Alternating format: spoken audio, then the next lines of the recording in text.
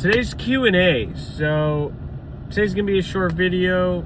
I have a couple questions I need to get answered inside of our school community, and it's gonna be about how to get commercial work and what are the strategies that I use to get commercial work. How can I get commercial work? How can you get commercial work as a business? So here is what I have found to be the most successful, and this is why running social media advertisements with your face in it is so important. The way that you consistently land commercial work is with your network. Building relationships with general contractors, building relationships with other contractors, building relationships with commercial real estate agents, building relationships with home builders, custom home builders that do commercial residential, building your network to provide you with the jobs. Very rarely are you going to get a commercial job directly from a Facebook ad.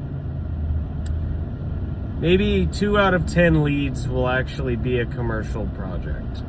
If you think about it, a commercial person and a commercial project, those people, general contractors, those people are going to go to find you on Google. They're not going to just sit and scroll around on Facebook waiting for a concrete, epoxy, polishing, whatever it is, business to pop up. When they need to find somebody, if they don't already have a sub crew, they're going to go to Google, they're going to find it. So getting a great presence on Google, building a relationship with people through your network, those are the ways that you get commercial work.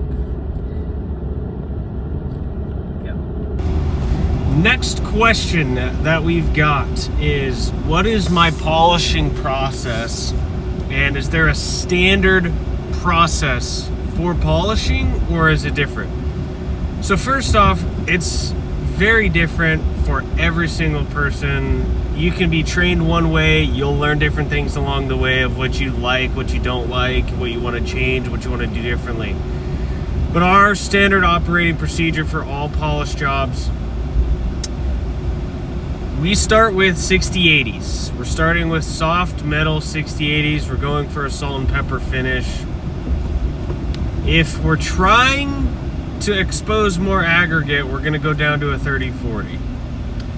But for the most part, we're going to start off with 60/80 single buttons or double buttons, or it really just depends on how messed up the concrete is, if it's fresh concrete, which is why it changes so much. But our standard procedure is open the floor up with 60/80 metals. The next step, we're doing all the edges. So we're getting the floor all the way grinded down to 60/80s, and then we're gonna patch all of the imperfections, okay? All of the craters, all of the cracks, all of the joints. If we're doing joints, we're starting before we do 60/80. We're gonna fill all the joints in. So once we get to that point, we're gonna grind the floor again. We're gonna grind the floor, grind off all of the, we're gonna take the 60/80 hand grinder first, grind off all of the patches, and then we're gonna go to 50 ceramic. While we do 50 ceramic, we're also filling in pinholes. So we're spraying down grind and fill to fill in all of the pinholes so that we have a glassed out finish. After 50 ceramic, we do the machine, we do the edges, then we jump to the densifier. We densify the concrete. Sometimes we densify it twice, sometimes we only densify it once. That's why it kind of always changes. The steps are usually always the same. It's whether or not we do that or we don't do that that changes. So we densify it the first time, then we hit 100 resin ceramic. We're hitting 100 grit ceramic as I missed the freaking turn. So we hit 100 ceramic. Okay, then that's the point where we either densify again or we don't densify again. It just depends on how it cuts. But once we hit 100 ceramic, we're done with ceramics. We start throwing on resins and we start polishing. So we go to a 200 resin dry. We run the resin, we run the 200 on the hand grinder. We jump to 400, run the resin, run the hand grinder. We jump to 800, run the resin, run the hand grinder. Now we're up to 800. Now we're gonna clean the floor, guard it. We do 2 coats of guard. The first coat goes on a lot thicker. The second coat kind of just goes on just to give it some more sheen. And then we burnish with a 3000 grit pad. That is our standard process for polishing. It changes every single job. You're never gonna have a job that it's just boom. This is what we're doing every single time. It just doesn't work like that, dude. Concrete cuts differently. You need to jump down to 30-40. You need to go up to 60-80. You need to go to medium diamonds, soft scratching it too much. You know, there's a bunch of different things. But for the most part, that is our standard operating procedure for polished concrete. 60-80, patch, 50 cut, grind and fill, 100, 200, 4, 8, guard, burnish, done. So that's our standard procedure. Now that was a lot, but if you guys polish concrete, it'll make sense. Scaling into commercial work is not a thing. You just go get commercial work. Go meet people. Really, ask God to give you commercial work. Ask God to put you in the positions to give you the commercial project. That's how, like, honestly, that's how we're landing these, is we're putting in the work, going and meeting the people, but we're asking God, give us big time projects. Give us massive amounts of work so that people, you, others, our peers are just like, gosh, how are they doing it? And at the end of the day, we're asking God to provide those for us. And we're going out and we're building the business. We're building it with God. We're putting Him first. And that is how we've been so successful. So landing commercial work, landing and doing polished concrete. There's all kinds of different steps. You'll kind of figure it out as you go. We're kind of shooting from the hip on every job that we do because we got to figure out the process. So that's our standard procedure on polished concrete. All right, and then the last question, how do I pay our guys? How are the guys paid? What would I recommend? And the first is very simple. We pay by the hour because we work our guys to death. They love it. They love to work. The culture is huge.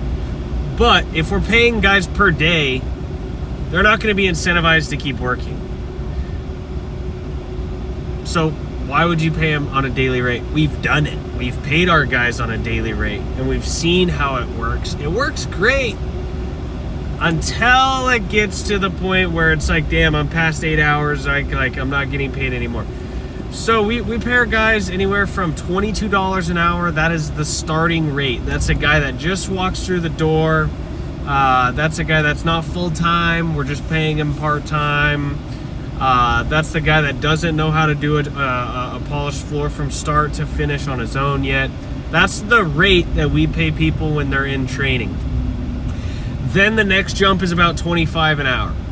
We pay guys $25 an hour when they understand the job. They're not capable of running the entire job themselves yet, but they know their role, they know how to get it done.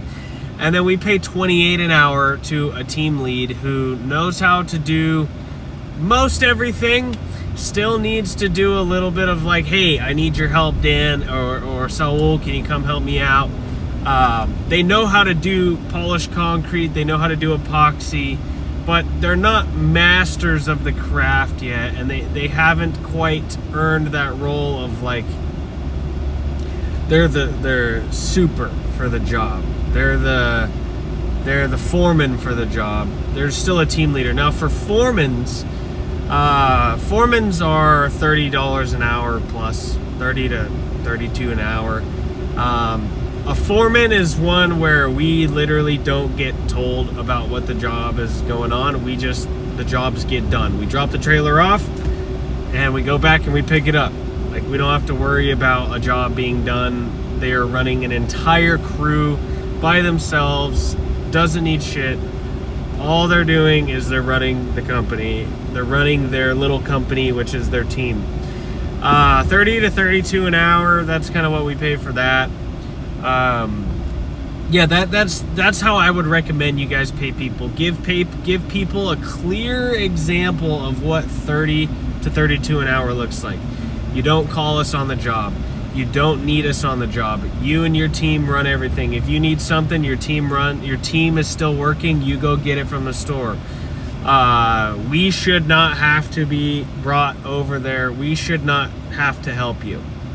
If we do, obviously it's our company. We're gonna help you. But for the most part, we shouldn't have to do that. Like that should be something that's pretty standard procedure. You can take care of it. That's $30 an hour plus, guys.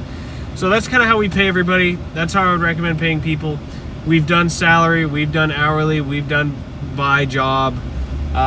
We have just found that hourly is the easiest long term. It's very clear. There's no ifs, ands, or buts about performance. Hourly is great. Now, giving people bonuses for their work and recognizing people for their work is very important. We don't have a structured bonus schedule.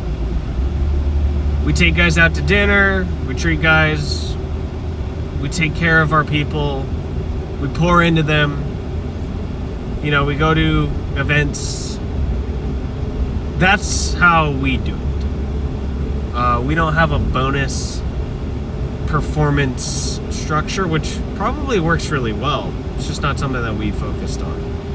So that's how we pay everybody. That's how we organize everything.